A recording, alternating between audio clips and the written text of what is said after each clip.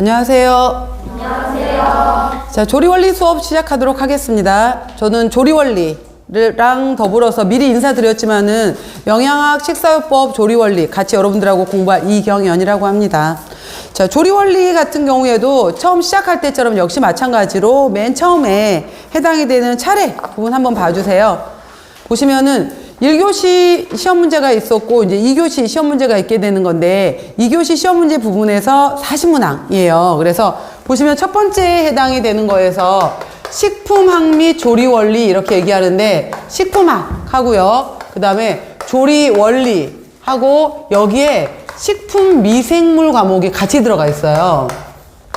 그래서 원래 문제 배분을 할 때는 식품학 같은 경우에가 한 18문제 정도, 그 다음에 조리원리 같은 경우에가 또 18문제, 그 다음에 식품미생물 같은 경우에가 3문제에서 4문제 이렇게 돼요. 근데 이제 과거에 우리가 300문항이었을 때에는 식품학하고 조리원리 이쪽이 이제 50문항이었었거든요. 50문항이었다가 문항수가 줄어들었죠. 문항수가 조금 줄어들어서 40문항 부분으로 나오긴 했는데 2019년도 문제가 공개되었을 때는 거의 약간 이런 식의 배분이 맞았어요. 그런데 작년에 시험 문제 보고 나서 깜짝 놀랐어요. 깜짝 놀랐던 게 뭐였냐면은 우리가 식품학 및 조리원리 이렇게 하는데 여러분들이 아마 이제 조리원리 수업을 듣다 보면은 느껴지시는 것 중에 하나가 저거 식품학 시간에 들었던 내용인데 라는 내용들이 똑같이 나올 거예요. 그러면은 예를 들어서 이제 우리가 탄수화물 부분에서 특히 이제 비슷한 것 중에 하나가 식품학 부분을 나갔을 때 탄수화물을 여러 가지 이제 분류를 하고 화학적인 기호로 쭉 분류를 할 거예요. 그럼 여기에서도 마찬가지로 전분 파트에 들어가면서 호화, 그 다음에 노화, 호정화, 그 다음에 겔화, 당화 이러한 식으로 해서 이러한 것들이 식품화학에서도 중요하게 나오는데 마찬가지로 똑같은 내용이 조리원리에서 또 나와요. 왜 또 나오지? 라고 할 수가 있는 건데 경계가 뭐냐면은 식품화학의 경우에는 호화는 이런 식으로 이루어진다 라고 한다면은 노화는 이렇다 라고 한다면은 조리원리에서는 말 그대로 이제 이것이 넘어와서 조리로 해서 적용이 되는 거예요. 그래서 호화를 이용한 거에 대표적으로 밥이 있고 죽이 있고 떡이 있다. 그러면은 밥, 죽, 떡은 호화의 어떤 부분의 원리를 이용해서 만들어진 것이냐. 그 다음에 밥을 방치를 했더니 밥이 식은 밥이 되어버렸어요. 떡이 굳은 떡이 되어버렸어요. 그 다음에 뭐 빵에 해당이 되는 것들도 단단해져 버렸어요. 그러한 경우로 우리가 노화에 해당이 되는 건데 구체적으로 그럼 나는 굳은 밥이라든지 굳은 떡이라든지 딱딱한 거 싫어. 그럼 노화를 나는 조리적으로 이거를 방지하려고 하고 싶은데 이럴 땐 어떻게 해야 돼? 라고 하면서 구체적으로 들어가는 것들 있잖아요. 그런 식으로 해서 식품화학적인 것이 있고 조리적인 것의 경계가 조금 애매하긴 한데 특히 2020년도에는 이건 도대체 식품화학 문제야 조리 문제야 이러는데 조리 문제 쪽이 훨씬 많이 나왔어요. 조리 문제 쪽이 훨씬 많이 나왔는데 거의 그 전체 문항수가 지금 여기 해당이 되는 것이 40문항이었잖아요. 약 30문제 가까이가 거의 조리로 봐도 좋을 만큼. 근데 물론 기본 베이스에는 이제 식품화학이 들어있는 거예요. 그래서 식품화학 수업을 잘 들어놓으시게 되시면은 그 수업에서 이제 조리로 연결이 될 때 굉장히 쉽게 접근을 할 수가 있어요, 여러분들. 그래서 식품화학도 워낙 이제 잘 가르쳐 주시니까 그 수업을 재밌게 잘 들어보세요. 그러면은 저는 조리적인 부분에서 이게 응용되는 부분으로 해서 또 설명을 해드릴 거예요. 그러면은 쉽게 잘 배울 수 있을 것 같아요. 그래서 이제 그리고 미생물 문제 같은 경우에는 3문제, 4문제 정도가 나오는데 이 3문제, 4문제를 맞추기에 식품 미생물 공부를 하려면 시간이 너무 오래 걸려요. 그래서 이 미생물 같은 경우에도 작년에 문제가 이제 3문제가 나왔었는데 그 식품 미생물 파트에서 나왔던 것이 뭐였었냐면은 생육 곡선, 미생물의 생육 곡선 문제하고요. 그 다음에 약간 어렵게 나왔던 것이 그 데시말 타임이라고 해서 미생물의 개수를 10분의 1 정도 사멸하는데 걸리는 시간이 있거든요. 미생물 균수를 10분의 1 사멸하는데 걸리는 시간에 대한 것을 우리가 데시말 리덕션 타임이라고 하게 되는데 D값이라고 해요. 근데 이거는 그렇게까지는 그 식품 공학이라든지 이쪽에서는 많이 사용되는 용어인데 우리 식품 미생물 쪽에서는 발효라든지 부패라든지 이쪽을 더 많이 사용하지 이쪽은 크게 치중된 부분은 아니었었거든요. 근데 이 D값에 해당이 되는 문제가 약간 조금 나왔더라고요. 그리고 하나의 문제가 청국장 균주 해당이 되는 거여서 청국장에 해당이 되는 균주 찾는 문제가 나왔었는데 이게 이제 바실러스예요. 바실러스라는 지푸라기에 붙어 있는 균이 바실러스 서브틸리스거든요. 바실러스라는 균주였었는데 제가 이거 부분에 해당이 되는 것들은 중간중간에 김치 균주는 이렇다, 요구르트 균주는 이렇다, 치즈의 균주는 이렇다, 버터의 균주는 이렇다라고 하면서 조리 수업을 하면서 조리에서 관련된 미생물은 제가 설명을 해드릴 거예요. 그러면은 그 설명만 제대로 들었으면 와 진짜 쉽다, 이렇게 바로 바실러스 바로 찾아낼 수 있는 문제였었어요. 그러니까 이렇게 해서 제가 이 부분도 중간에 관련된 부분들은 조리 부분에서 같이 설명해 드릴 거예요. 조리하고 관련된 발효 파트는. 그래서 유제품 발효, 김치 발효, 채소 발효 이쪽에서 다 설명해 드릴게요. 그래서 어차피 우리가 오지선다형으로 답을 찾는 거잖아요. 그렇기 때문에 눈으로 조금 익숙해지다 보면 쉽게 찾을 수 있도록 여러분들이 반복하시면 될 것 같아요. 그래서 식품학 조리원리 미생물인데 작년에는 조금 식품학보다는 조리 쪽에 치중된 문제가 훨씬 많이 나왔었다라고 보시면 되겠습니다. 마찬가지로 그 차례 부분 보시면은 제가 여러분들께 그냥 간단하게 이제 문제가 몇 문제 정도나 나왔는지 한번 얘기해 볼게요. 오늘 들어갈 부분이 제1장 조리원리의 개요 부분인데 이 부분에선 두세 문제. 그래서 2019년도에는 2문제, 2020년도에는 3문제가 나왔었어요. 두세 문제 정도로 보시면 되고요. 그 다음에 곡류, 전분, 밀가루 같은 경우에가 작년에 무려 5문제가 나왔더라고요. 근데 제가 말씀드렸지만 이 부분도 화학적인 부분하고 조리원리적인 부분하고 굉장히 많이 섞여 있는 부분이에요. 그 다음 서류 파트가 이제 감자, 고구마 이 파트인데 여기서 한 문제가 나왔고요. 그 다음에 당류 같은 경우에는 한 문제 내외로 나와요. 안 나오기도 하고. 그 다음 육류 및 가금류에서 작년에 3문제가 나왔어요. 어패류 파트에서 2문제. 그 다음에 난류 부분에서 2문제. 우유 및 유제품에서 2문제, 그 다음에 두류 파트에서 1문제, 유지류 파트에서 작년에 5문제나 나왔는데 역시 마찬가지로 여기도 식품화학하고 조리원리 경계가 굉장히 애매해요. 그래서 유지류 같은 경우에는 여러분들이 식품화학에서 배우실 때 특히 이제 3패 문제로 물어보거든요. 3패. 그래서 이 3패, 산화, 되는 것을 물어보게 되는데 이게 이제 자동산화라는 것도 있고 뭐 자동산화라는 내용도 나오게 되고 여기에서 가열산화라는 내용들도 쭉 나오게 돼요. 근데 이거를 이러한 여러 가지 말 그대로 뭐 단순하게 이제 구조적인 문제로 해서 산화, 산패 이렇게 물어버리게 되면 이건 식품화학 문제예요. 근데 시험 문제를 이렇게 물어보는 것이 아니라 기름을 이용해서 튀김을 했었을 때 이런 식으로 적용을 시키는 거예요. 튀김을 했었을 때, 뭐 튀김한 기름을 방치했을 때 이런 식으로 해서 조리에 이용되는 걸로 물어보는 거예요. 그래서 근데 단순하게 튀김 문제로 접근을 하시면 안 되는 거고 여기에 깔려 있는 것이 유지의 3패라는 걸 알고 계셔야지 풀 수 있는 문제예요. 그래서 그런 식으로 해서 연결되어 있는 문제들이었기 때문에 이 파트에서 무려 5문제가 있었고요. 채소 및 과일류 부분에서 4문제. 그 다음에 해조류 및 버섯류 문제에서 1문제. 젤라틴 한첩 문제에서도 1문제, 뭐 조미료 및 향신료는 여러 부분에 다 섞여서 나와요. 같이 이제 기본 내용으로 해서. 그래서 이렇게 해서 작년에도 대략 굉장히 많이 나왔죠. 그래서 작년에는 이쪽 조리원리하고 식품학 쪽은 그렇게 어렵지는 않았었어요.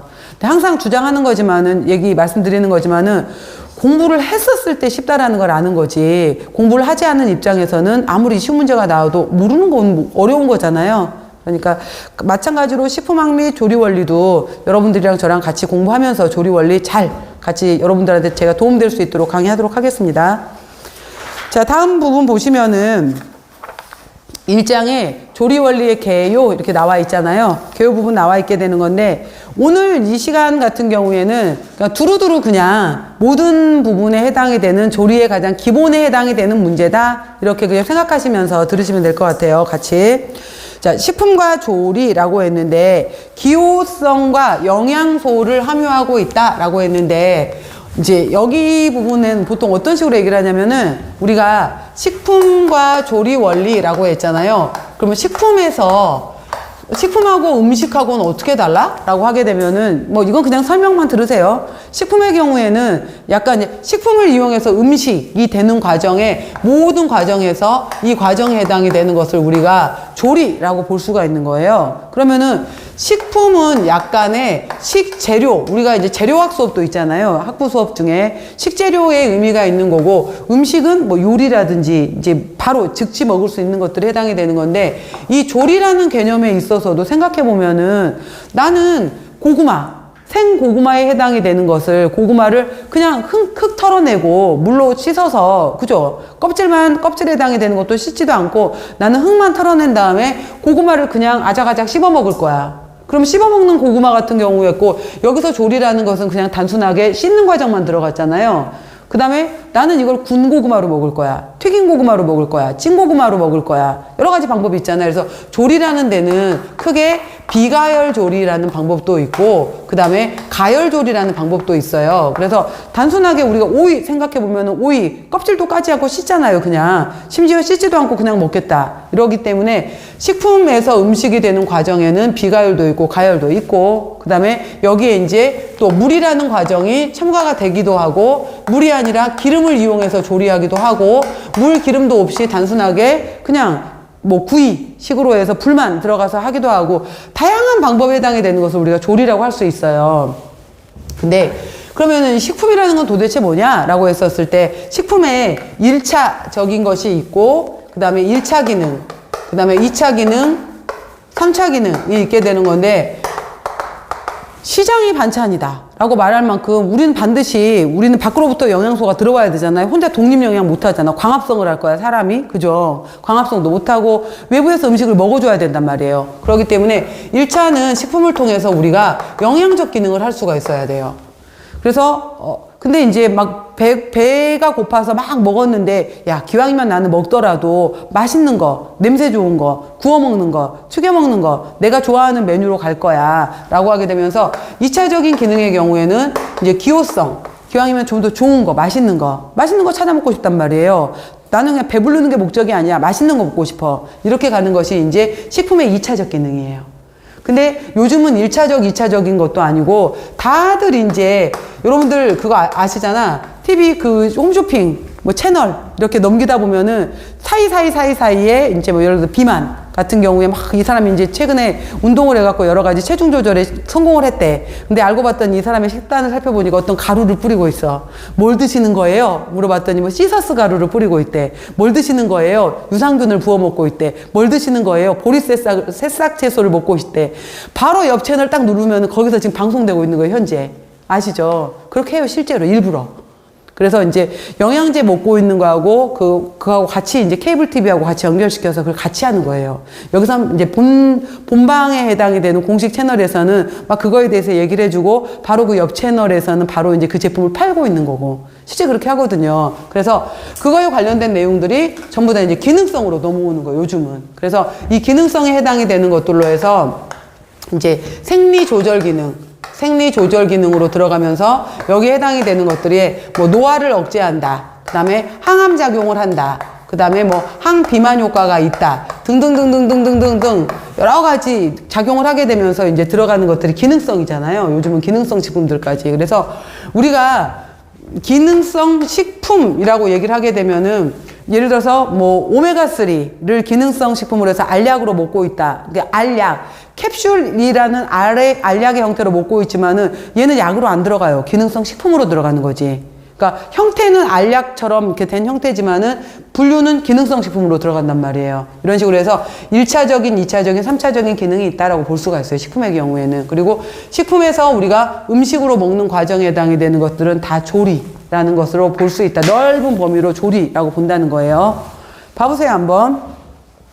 보시면은 식품은 기호성과 영양성을 함유하고 있으면서 화학적인 물질로 구성이 되어 있다. 그래서 우리가 탄수화물 배울 때, 지질 배울 때, 단백질 배울 때 탄소, 수소, 산소, 질소 이런 걸로 포함되어 있어요 라고 얘기를 하잖아요. 그게 베이스가 되는 것이 바로 식품 화학이었던 거예요. 그래서 우리가 아니 식용과 들어와서 보통 이제 들어왔었을 때 뭐 조리해서 음식 먹는 데 아니었어요 이러는데, 오자마자 웬걸 화학 공부만 냅다 많이 시키잖아요. 유기화학, 물리화학, 생화학, 뭐 여러 가지 화학 공부들. 그게 식품이라는 거 베이스가 바로 화학으로 구성되어 있기 때문에 공부를 할 수밖에 없는 거예요. 그죠? 그래서 화학적인 물질로 구성되어 있고, 유해 물질이 들어있지 않은 천연물 또는 가공품으로 인간이 섭취할 수 있는 것이다. 한 가지 이상의 영양소를 함유하고 있고 유해 물질이 포함되지 않아야 된다라는 내용도 있고요.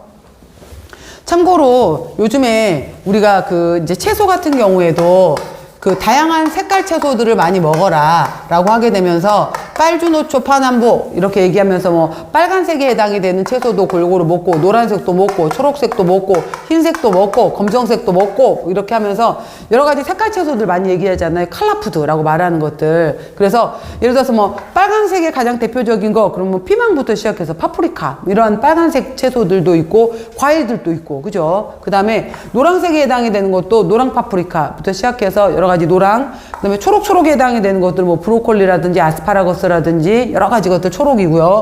하얀색에 해당이 되는 것들도 뭐 도라지부터 시작을 해서 뭐 배라든지 여러 가지 흰색, 그 다음에 검정색에 해당이 되는 것들은 검은콩이라든지 뭐 서기버섯이라든지 그래서 다양한 색깔의 5가지 색깔이 다 들어있는 것들을 먹어라. 그러면은 뭐 빨강 쪽이 들어있는 걸 먹게 되면 신장이 좋아지고 막 이런 얘기 하거든요. 특히 흰색에 해당이 되는 도라지에 배에 생강에 이런 거 많이 먹으면 감기, 폐에 좋고 그래서 우리가 약식 동원이라는 용어를 쓰기도 해요. 약식 동원이라는 것을 쓰기도 하는데 뭐 신토부리, 약식동원 여러 가지 말을 쓰는데 약과 식사는 식품은 결국은 같은 뿌리로부터 왔다라고 해서 좋은 음식이 결국 약이 되는 것들 있잖아요. 약식동원 얘기도 하게 되는데 이러한 것들 속에 자체적으로 탄수화물, 단백질, 지방, 비타민, 무기질을 떠나서 바로 생리활성 물질에 해당이 되는 것들을 갖고 있는 것을 우리가 피토케미칼이라고 해요. 그래서 피토라는 뜻은 바로 식물성의 이런 뜻이고요. 케미칼은 화학이란 뜻이에요. 그래서 뭐 예를 들어서 양파 같은 경우에 퀘르세틴, 양파 껍질에 있는 성분을 먹어주게 되면은 그 퀘르세틴이라는 성분이 고혈압에 좋아, 혈관을 튼튼하게 해, 이런 성분들 있잖아요. 뭐 블루베리에 해당이 되는 성분들이 눈을 건강하게 해줘, 이런 여러 가지 생리활성 물질들. 그 다음에 쓴맛에 해당이 되는 페놀성 물질들에 해당이 되는 것들이 항암작용이 있어. 이렇게 얘기를 하는 것들 우리가 피토케미칼 이렇게 얘기하면서 이제 영양적인 기능성적인 기능들을 얘기하고 있는 거예요. 그래서 나중에 우리가 바로 이제 채소 과일을 들어갈 때 피토케미칼이라는 단어를 다시 한번 쓸 거예요. 그래서 식물성에 들어있는 화학물질이다 이런 뜻이에요. 피토케미칼.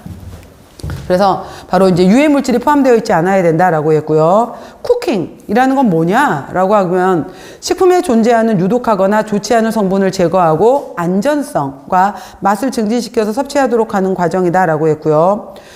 작은 의미의 협의의 의미에 있어서는 식품이라는 재료를 이용해서 음식이라는 만드는 과정을 이제 좁은 의미로 볼 수 있는 거지만은 더 넓은 의미에서는 식사를 오늘 메뉴를 어떻게 짤 것이고 그 다음에 어떤 메뉴를 선택을 할 것이고 조리는 어떻게 할 거고 테이블은 어떻게 넣을 거고 젓가락을 놓을지 스푼을 놓을지 그래서 우리가 왜 푸드 코디네이터, 푸드 스타일리스트 이렇게 얘기하잖아요. 그러한 분들의 모든 과정도 조리라고 볼 수 있다 이거예요. 더 넓은 의미로는.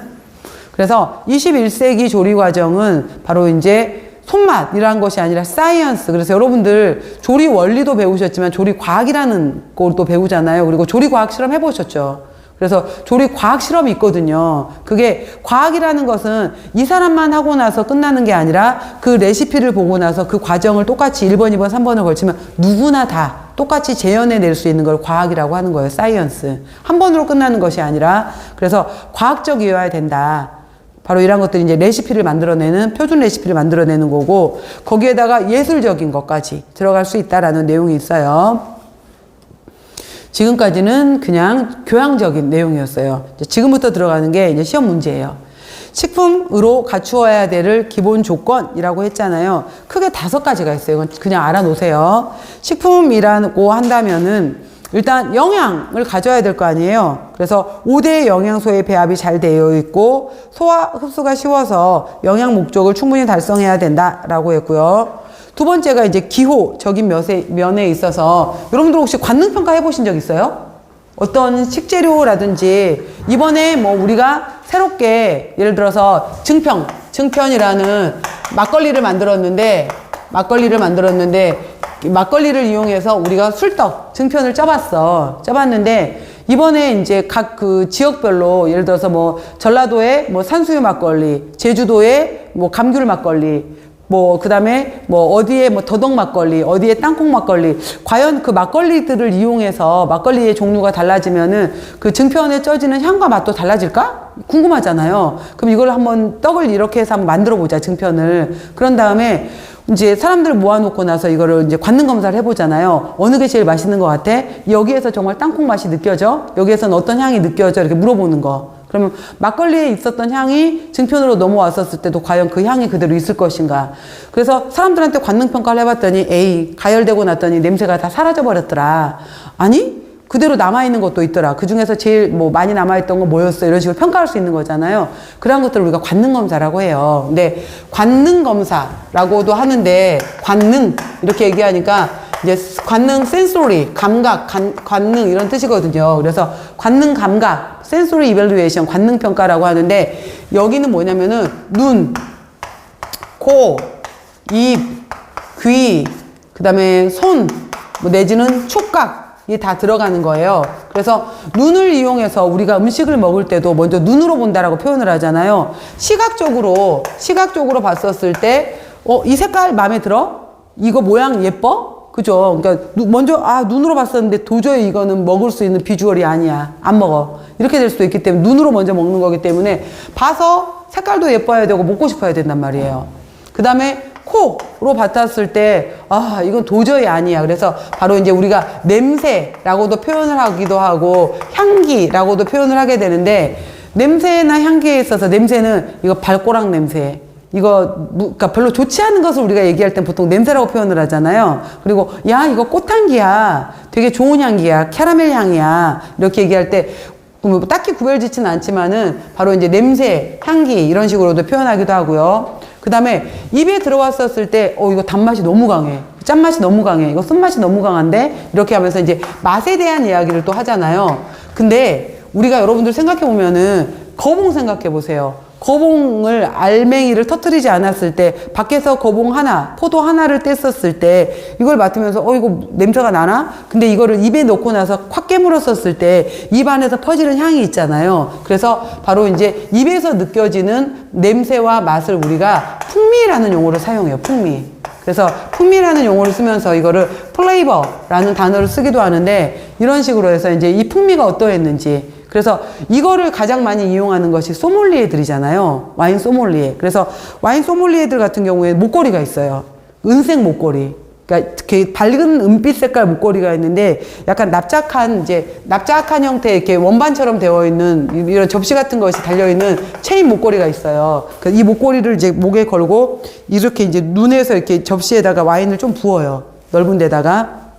그래서 여기 은빛 접시 같은 데서 와인 색깔을 눈으로 먼저 봐요. 첫 번째, 이 색깔이 얼마나 예쁜지 색깔을 보고, 그 다음에 여기를 부어서 이제 입에 넣어요. 입에 넣은 다음에 바로 삼키는 것이 아니라 공기를 빨아들이면서 입 안에서 굴려요. 입 안에서 이제 와인을 굴리면 바로 삼키는 게 아니라 입으로 빨아들이면서 입 안에서 30초 이상 굴려요. 그러면 입 안의 코 점막을 통해서 와인이 갖고 있는 향이 확 퍼져요.